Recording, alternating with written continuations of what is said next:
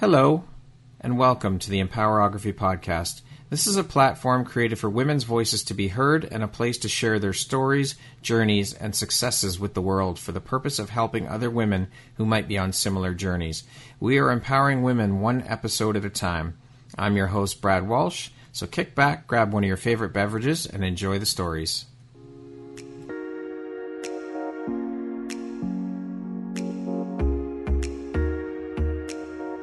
If you're looking for jewelry that makes an impact on your self-care routine and your style, Empowerography would love to offer you a discount code to one of our exclusive partners, Quartz and Canary Jewelry and Wellness Company. Please use code EMPOWER15 to receive 15% off upon checkout at www.quartzandcanary.com. Quartz and Canary is truly the place where spirituality meets style. Hello there, Brad Walsh here, your host of the Empowerography Podcast. Today, my guest is Elise Russell. She is a multidisciplinary entrepreneur based in Calgary, Alberta. How are you doing today, Elise? I'm great, thanks. Awesome to have you here. Thank you so much for agreeing to be part of the community and taking part in the podcast. It's wonderful to have you here, and I'm looking forward to chatting with you. Absolutely. I'm really thrilled to be here. How's your day going so far? It's wonderful. The weather's great today, so I can't complain. It's always good when it makes a world of difference when the weather's good. Absolutely.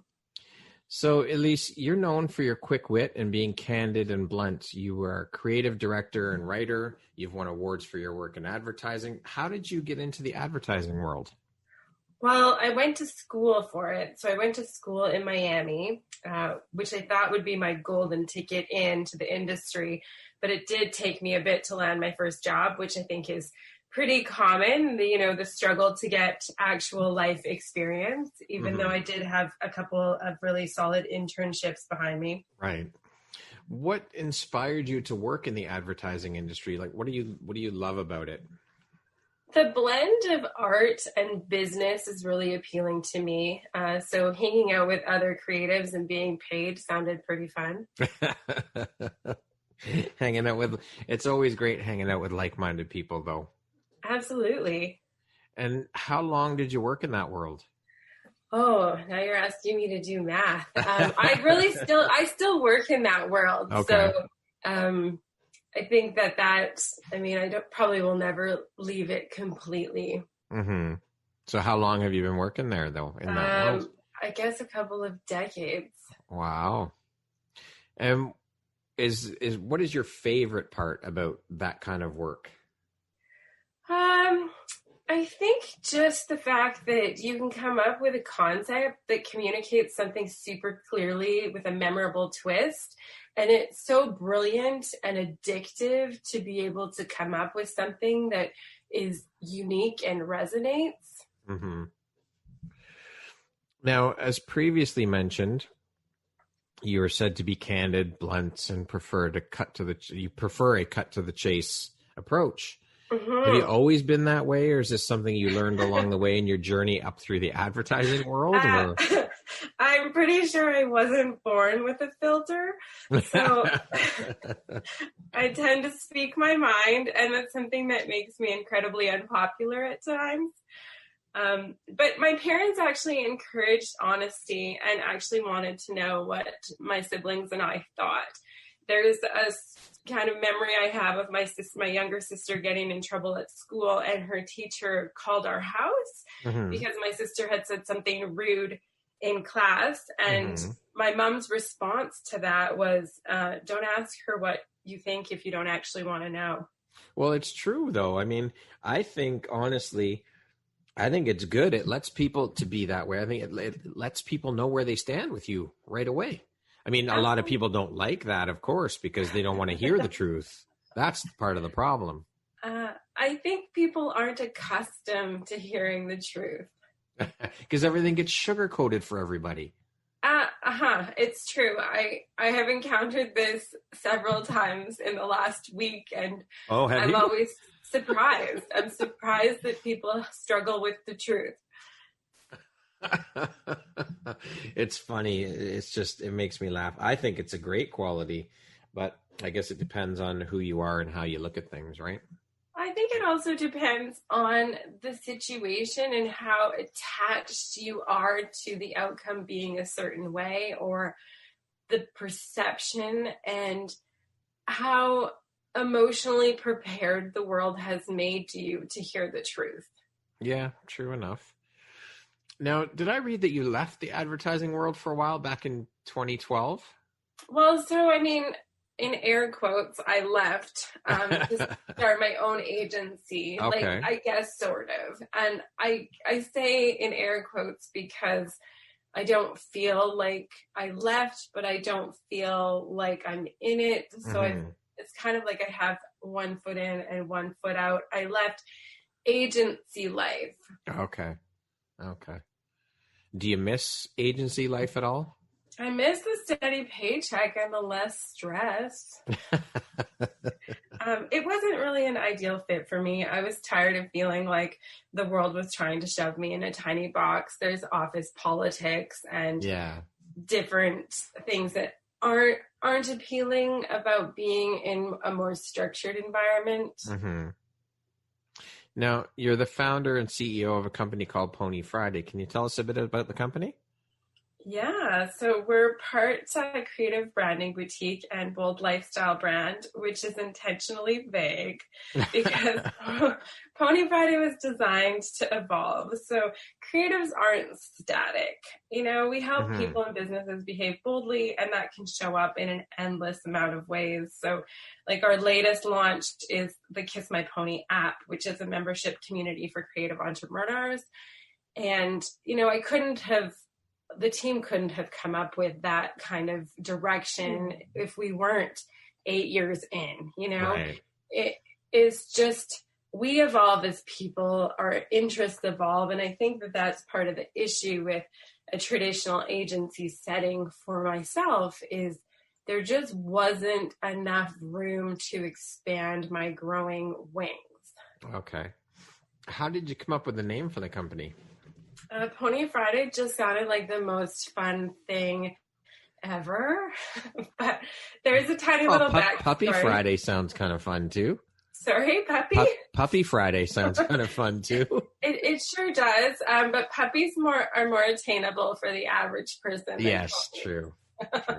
Now, not everyone should have a puppy though. Let's go there. Right? I saw a t-shirt on Instagram yesterday that said currently looking for someone to raise a puppy with or something like that. It's quite funny. Now, you had mentioned, did you start Pony Friday, was it 8 years ago? You started in 2012 when you stepped 1 foot outside of the agency world? Is that right? I sure did, yes. Okay. So 8 years in, how do you feel? Well, this is a unique year. Yes, for sure. I feel like we're working on surviving what life throws at us so that we can celebrate double digits. Sorry, go ahead. I think it's right now it's about releasing the outcome, you know, to the powers that be and showing up and doing the work that you think needs to be done and just saying, you know, whatever happens, I'm going to do my best, but just releasing control. So many of my friends have had to close their doors and, you know, in different businesses, or that's probably happening. I still think that we're only seeing the very beginning of the bankruptcies across Canada. I think so too. I would agree with you. So hopefully we can weather the storm. Yeah. It's TBD at the moment. What's your 5-year plan for the company? Where do you want to take it? So I love that you're asking this question in the middle of a global pandemic. Yeah. You still got to have plans and dreams for what you want, right? 100%. But I have to say that I've never really been that into 5-year plans. I think as a creative, they never go the way that you think, and they're constantly getting derailed because things change. I mean, how many projects have we been involved in as creatives where the budget changes, the timeline changes, like the landscape of what's required for the brand changes. So on that side of things, I think that creative people are more prepared for the shifts that have to happen because their paths have never been linear. And I think that for me, like, I've always wanted to allow life to have a certain amount of say in where things are going. And I think that part of that is just because I have, adapted to be that human. But for Pony Friday, we're focused on helping people behave boldly, people in businesses. And I think that being an inspirational hub for dream chasers and helping motivate others to live their best life is the path that we want to be on. I love it. So not sure what that looks like, but that is the vision. Okay. Now, speaking of behaving boldly, you've recently written your first book called Behave Boldly. Can you tell us a bit about the book and what it's all about? Yeah, so the full title is Behave Boldly, Your Dreams Won't Chase Themselves. Okay. And it's about the ups and downs of my first 7-ish years chasing my own dreams while building Pony Friday. So it's a snapshot of the time in the early grind years. It's the book that nobody writes. First of all, nobody has time to write it. Second of all, nobody has the money to publish it. And nobody is willing to say, holy, I don't know if I'm going to make it, but this is what it looks like today. We're reading all these books from people in ivory towers who are saying, 40 years ago, I remember it being hard. And 40 years ago, the world was different. 40 years ago, you might remember it being hard, but the pain is different. Like, it is lessened. Yeah. Yeah, I find that in entrepreneurship, it doesn't get talked about enough. The struggle doesn't get talked about enough. The failures don't get talked about enough. It's always about the celebratory, and they paint this picture of this. They romanticize it, shall we say? Entrepreneurship is so romanticized that it's this beautiful, amazing thing. They don't talk about how fucking hard it is and what a roller coaster ride it is, and how mentally challenging it is. And it needs to be talked about more, for sure. I think part of it is the lifestyle, living in a world where very few people are entrepreneurs and very few people remain entrepreneurs. A lot of people might dabble in it for a bit and decide it's not for them. But the people who stick it out and say, even if I fail at this business, I'm going to continue on the entrepreneurial path. That's difficult. And sharing it, even with other entrepreneurs, can be very, very difficult. I mean, to admit that you're, a few $100 away from going bankrupt, or, not sure how to make ends meet, or you're having a mental breakdown because you feel like you can't carry the load. Yeah. That's hard. And it's really hard to admit. Our society loves to talk about vulnerability, but doesn't like to actually be vulnerable. Yeah, but if you surround yourself with like-minded people, other entrepreneurs, I think it makes it a little bit easier to share that stuff because they have an idea of where you're coming from because they're in the same world. For sure. To different extents. But I think that part of it, too, is if you don't talk about the monster, you can pretend it's not there. Yeah, that's right. How long did it take you to write the book? About 3 years. Okay. That was difficult. I mean, as you can imagine, I think I had to mentally evolve into seeing myself as an author, and also had to evolve through learning the process of writing a book. There were at least 7 rounds of edits and over 40 book covers and a whole team of people working together to bring that to life. So even though I did hire my publisher, so it is a self-published book, there were tons of people involved, and it's the many micro decisions that kind of become this overwhelming blur. What do you think your unique skill set or superpower is that's helped you become successful? Oh, honestly, I feel like the only thing that I have deep down is a little bit of endurance and a whole lot of determination. Those are good things to have and necessary to have. You have to be determined. You have to be driven. Mm-hmm. You know, it's necessary, especially as an entrepreneur, because you're going to run into roadblocks. You're going to have failures. You're going to have moments where you fall down and need to pick yourself up, dust yourself off, and go again. And that's where it counts, is that you're able to do that. Because as you said before, people will dabble in it and something will fail and then they'll just give up. Absolutely. I think also it's being able to, cry through it a little bit. Yeah.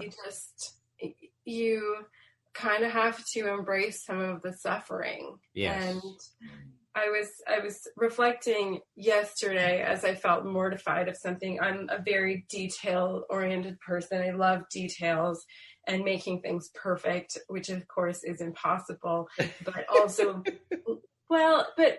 releasing something that can never be perfect, like it just has to be done, and celebrating done over perfection means that if you allow yourself to have a moment of pause and think about something, you always feel mortified. You're like, whew. Like the other day, somebody wanted to have an autographed book and it was the first one I'd signed. And of course I felt like I just did a horrible job and I was mortified that they bought this book and I scribbled in it. Oh. What makes you feel inspired or like your best self? Whenever I see my actions of living my dreams out loud, that those actions directly free another person to live their best life in a bigger, more daring way, makes me feel super good. Isn't that an incredible feeling when you've had a hand in something like that? Well, I don't even, it's a tiny inspiration. Yeah. It's nothing major, but you've still created that wave of change. You've still had a part in it.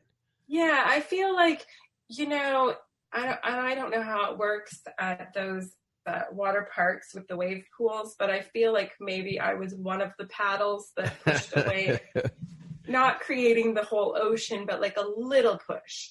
Triggering it, starting it. Yeah, well, and it's so funny. I got a call a week ago from a woman who knows another woman, and she's writing her first book, and I guess she'd seen my new book, and she called basically to tell me that seeing my book helped her feel better about her book. And it was funny because on one hand, I thought, well, are you calling to celebrate my book? But no, she was calling to celebrate her dream pursuit. And I felt like it was weird for me. It was it was like a 20-minute conversation, but I felt like she just needed to release whatever she was holding back and tell somebody who was one step ahead of her. That's amazing though. I think that's incredible. It was, it's, talking to someone you don't really know and have them like pour their heart out. Yeah. Fascinating. Yeah. What would you say is one of the best pieces of advice you've ever received? Oh, so one of my friends from kindergarten, was raised by a single mom, and his dad died, I think, of a brain tumor when he was 6 months old. And his mom told me that she had a choice. Either she could stay in bed or get up and do what needed to be done. And that stuck with me. It's like the choice of moving. Well, if you don't, we stand still and everything passes you by. Absolutely. But I think that can be applied to so many situations, and not in that exact context, but that you have a choice of what you're doing with what's next. And actually recently I just listened to Dr. Edith Eva Eger's book called The Choice, and she's Okay. a Holocaust survivor. Okay. And that her whole book is really based on making a choice of what's next. And fascinating. I highly recommend it. I will definitely look that book up, seek it out for sure. Thank you for the recommendation. What's something people seem to misunderstand about you? This goes back to the brutal honesty. So it's because I'm not afraid to say hard things, and so people generally take offense to it. But I'm not interested in anyone staying stuck in life because nobody's willing to speak the truth. And I feel like because I'm able to speak the truth, that I should speak the truth because other people don't seem to be able to say it. And because it's really difficult to be that person and have people upset at you for telling them things they don't want to hear, I think that people misunderstand that I'm not trying to be a jerk. I really care. And that's why I am putting myself in a position where you're going to be mad at me. People just don't get it, though. They just don't get it. No, I'm suffering for you. There's how you got to look at it. I am suffering for you, for your benefit. How do you define success? What does that word mean to you? Oh, I think it's happiness.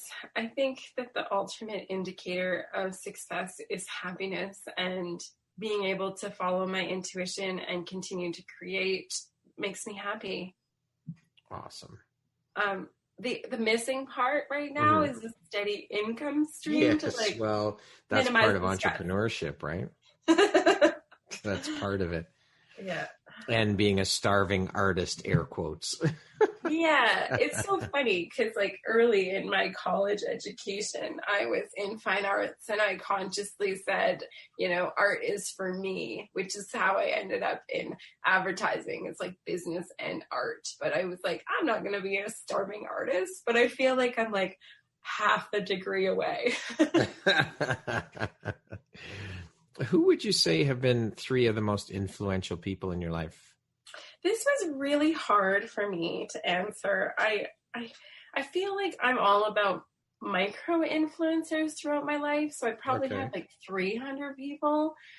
And I just always have the philosophy is I don't want to be like anyone specifically. And I find that when you have air quote influential people in your life that you're saying, oh, I'm going to model myself after you. And I like to take like little tiny bits from different situations and different people. So I don't want to adopt too much DNA from a limited pool.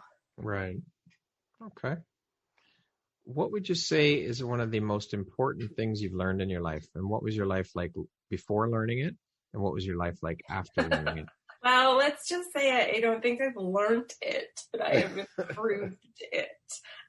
Patience. I'm horribly impatient. And my horse actually taught me to be more patient. I find that animals are always in the moment, and learning to accept what is right now is so powerful. Yeah. But it's so hard. I don't think that I'm going to ever master being patient. I feel like that is one skill that I will have to try to improve my entire life. Yeah, patience is a very, very tough lesson or skill to learn, that's for sure. But you need it. You have to have some patience, especially being an entrepreneur.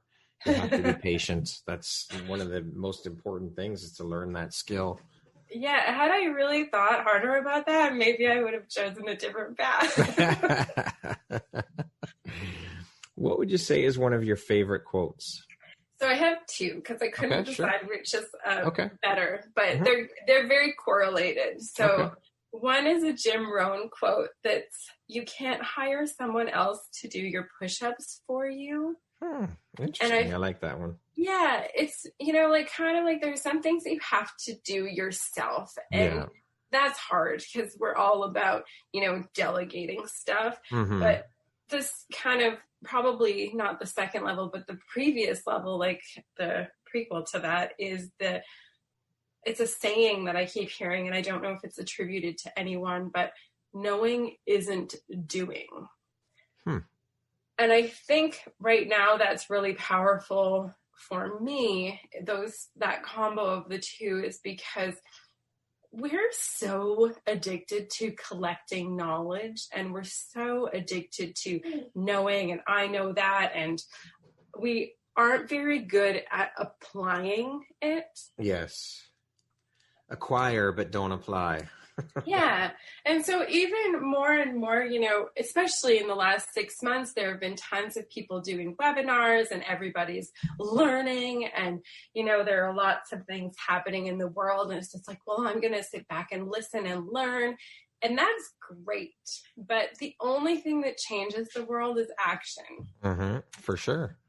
Yeah. And so what are you doing with that knowledge you're attaining? Are you actually putting it to use? Me personally? No. I'm just saying in general. That's what you say to the people. It's like, yes, you're doing all this learning, but are you just filing it away in the cabinet in your brain, or are you actually using it and doing something with it? Well, and I think the world is full of intellectual people who aren't applying the knowledge. And I'm not suggesting that I am applying all of my knowledge by any means, because often we get tripped up in, this kind of frozen state of how do I apply it? What does that look like? But I think we need to make it our intention to take action. Yeah, for sure. Actions speak a lot louder than words. Absolutely. What does the word empowerment mean to you? I thought a lot about this, and empowerment is such a strong feeling, and I think it's difficult to articulate, but what I came up with is freedom and support to be yourself and direct your own life. I love that. That's awesome. Well, and it was so funny because support is huge, because before I was thinking, it is freedom to be myself and direct my own life. But unless we have support in that, it's almost impossible. Oh, for sure. That I would have to say that having a support system in place. And again, as an entrepreneur, I think that is probably one of, if not the most important thing you need as an entrepreneur is a support system. You cannot do it alone. You can't. I completely agree. And what I have found is I need a really, really, really big web of people. And same with going back to my micro influencers of who's influenced me throughout my life, is I pull on a lot of people for tiny, tiny things.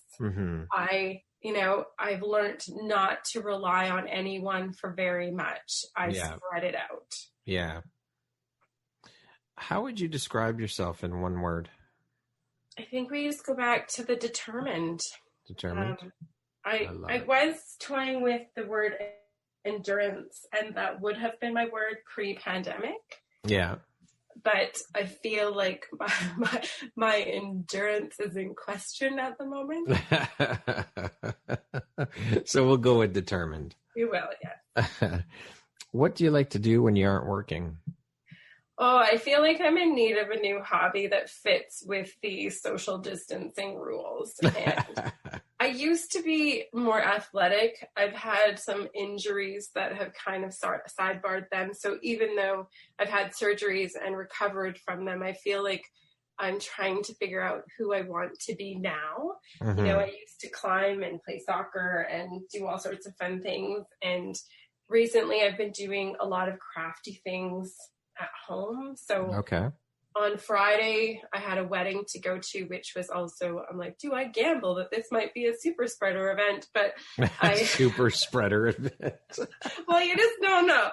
So I didn't have any clothes that fit because I put on a little bit of pandemic weight, and I decided I could sew myself up a dress. And honestly, forget that I have so many skills that I don't apply.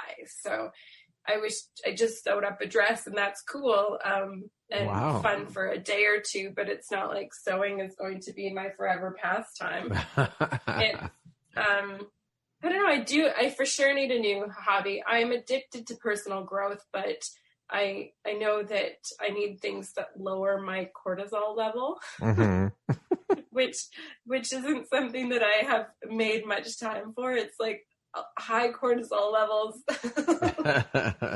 Are you an early bird or a night owl? So I'm adding a new term to this, like a day hound or a daytime dog. All right. I just do my best when the sun is out. So I also have 2 Dalmatians, and they pretty much dictate my schedule. Yes, dogs tend to do that for sure. What would you say is your personal motto? To always show up as myself, trust my gut, and have the guts to do whatever my gut tells me to do is really my motto. Love it. If 3 wishes were granted to you, what would you wish for? Well, first, I would like to master my emotions, so complete emotional mastery. And then I would go for, more frivolous things like an acreage by the ocean and a personal chef. All right. Well, there we go. If you could set up a billboard anywhere, where would you put it and what would it say? So right now, it would be a giant Pony Friday logo on a billboard in Times Square, because we really need some brand exposure. So I was like, I could do something really profound and creative. And I was like, you know what? The marketing person just needs to come out today. There you go. What makes you smile? Accomplishing goals. I really thrive on ticking big things off the to-do list. So, right now staring at my new book cover feels pretty amazing. I'm sure. Yeah, it's like I had a book baby. Yeah, I wrote a book. Holy Absolutely. shit! I'm still at that stage. Yeah. When did it come out? It just came out mid-August, and the audiobook is supposed to launch any day. But apparently there's a bit of a backlog on audio file uploads. So it's still very, very fresh. Well, congratulations. I think that's an amazing thing to be proud of. Thank you. If you were writing your autobiography, what would that title be? Born in a Truck. Okay. Explain. I was born in a truck.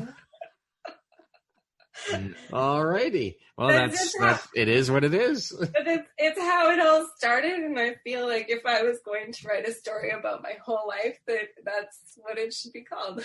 Okay, that works. And just to add some insight to that, we lived 4 blocks from the hospital. Okay. So I was born on the way because we didn't make it. I love it. If you could go back and give your younger self one piece of advice, what would that piece of advice be? Expect to outgrow your friends at every stage of your life. That honestly has been so, so difficult, and it would have helped me to know that would be my life path. Okay. Yeah, I mean, people come in. No, it's okay. People come into our lives for a reason. And then when they've served that purpose or whatever the case may be, they move on. And I mean, I've always wondered that. I've wondered that for a long time. It's like, why did these people still in my life from years and years ago? And why have so many people come through and gone? And it's like, that's the only thing. I mean, they come through to serve a purpose for a certain amount of time, and that's it. And then their purpose has been served and they move on. For sure. I think that when we look at different groups of friends and they're able to follow a similar life path, they're able to continue their friendships. And for me, I think because I've evolved so many times already in, the first part of my life, that I haven't kept friendships because I've been too many different people. And not that I haven't had the same thread at my core of who I am. but I keep evolving. And my oldest friends are people who were able to see me as who I was for today and every day going forward, instead of trying to pull me back to somebody I was or an interpretation of someone that I was. Yeah, who they think you were. Yeah, and that's very hard when people can't see you as an evolving entity. For sure, I would agree with that. Lastly, if you were to deliver your last 30-second speech to the world, what would that last 30 seconds sound like? This got like a bit ranty. That's okay. Go. I've been thinking a lot about inequality and feminism and how the world likes to believe it's raising strong, modern women when it's simultaneously teaching them to follow traditions. And traditions are so deeply ingrained in us that we don't even realize that as a whole, we're not making brave decisions or taking bold actions. That's why the majority of women still get married and take their partner's last name. And that's crazy. So women have the freedom to choose differently, and they're not. So yes, life isn't fair, but it's our job to work on making it fair. So I think the question we need to be asking ourselves every single day is this: what kind of example does my life provide to the next generation? Very interesting. That's definitely food for thought. Yeah, I love it. It's something I think a lot about is, I have nieces and other younger women in my life. And I just think about when I'm making a big decision, what is that saying to them in a subconscious kind of way? Very interesting. Well, Elise, thank you so much for sharing a bit about your journey and your story with us here today, and for agreeing to be part of the podcast and be part of this community. I appreciate you being here and sharing, and it's been an absolute pleasure chatting with you. Thank you. It's been fun chatting with you as well. Once again, my name is Brad Walsh, host of your Empowerography podcast. Today, my guest has been Elise Russell. She is a multidisciplinary entrepreneur based in Calgary, Alberta. Thanks, Elise. I hope you have an amazing rest of the day. Thank you. You as well.